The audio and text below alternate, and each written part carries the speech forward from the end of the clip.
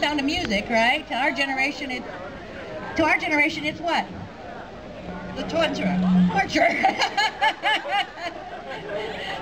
They hired them as torturers, work for the CIA. They didn't call it torture, they said inconvenience. That's right, he said it. Rummy said, Rummy said, Rummy said, Rummy, Rummy said, Rummy said inconvenience.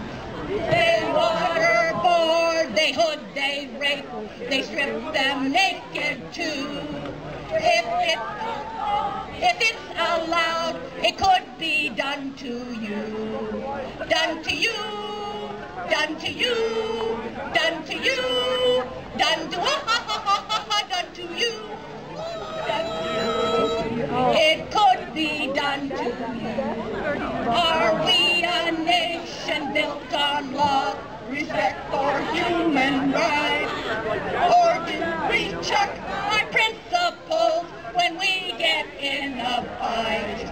In a fight, in a fight, in a fight, when all the world has human rights, everybody, when all the world has human rights.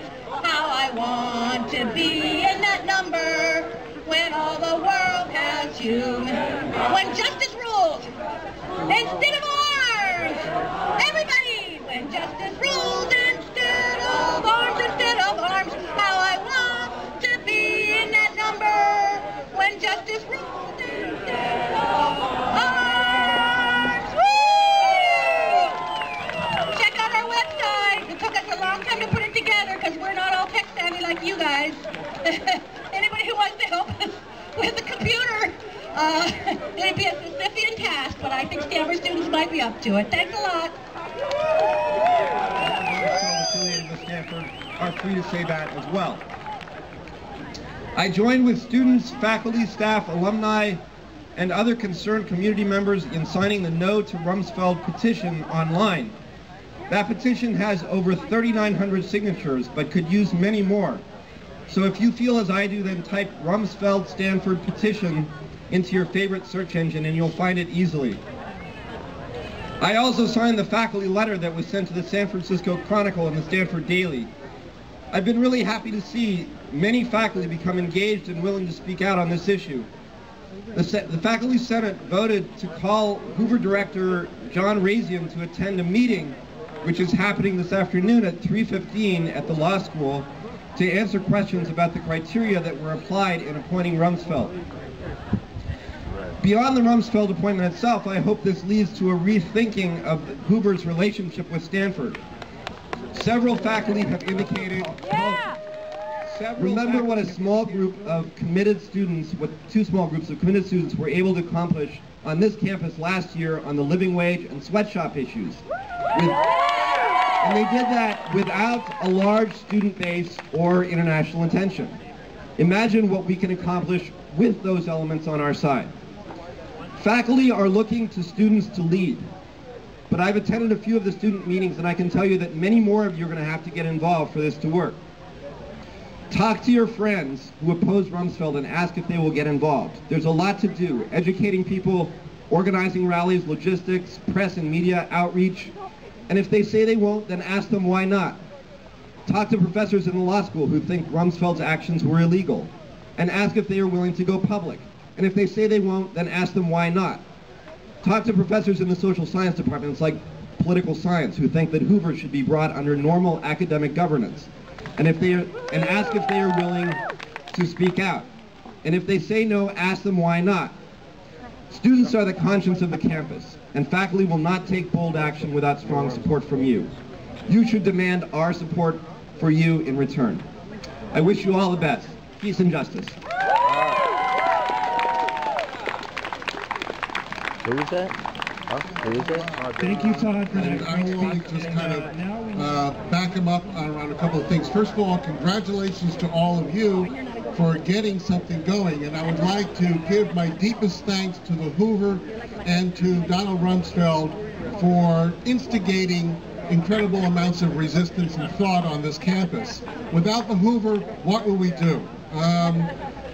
To really make us aware of the vast contradictions and absurdities in this society, when we're at the moment of inviting Rumsfeld to a committee as a distinguished scholar to talk about terrorism and ideology, at the same time that the Bush administration is cranking up in order to bomb Iran or to create the conditions that whoever does get elected will then continue with the kind of policies he's already done. The mess must expand would be the approach that the Bush administration is taking at this time, and sure enough it is. At that time they called it the water cure, and people condemned it then, at that time.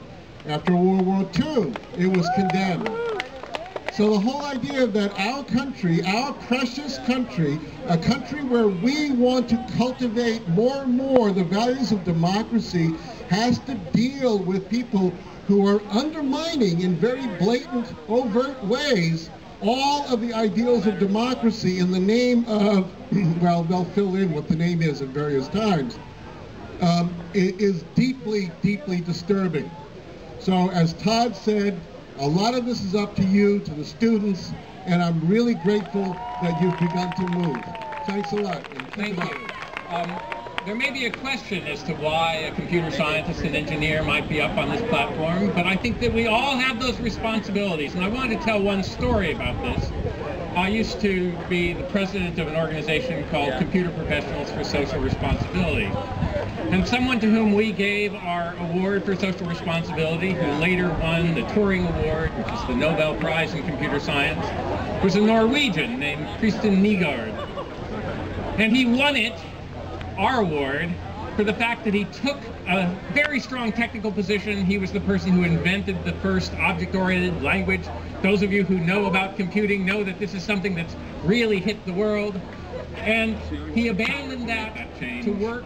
And I hope that you carry on in that fine tradition as you are today. Thanks. Thank you, Professor Roberts. And next we have a performance from S.T.A.M.P. Give it up for S.T.A.M.P.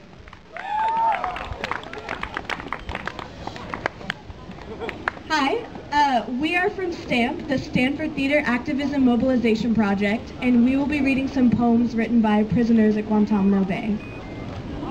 This poem is called Humiliated in the Shackles. It's by Sami al-Hajj. And Sami al-Hajj was an Al Jazeera cameraman, Sudanese, and he was visiting his brother in Damascus after September 11th, when he got a call asking him to go to Pakistan to cover the impending war in Afghanistan. Instead, he ended up in Guantanamo, where he claims he has been severely and regularly beaten.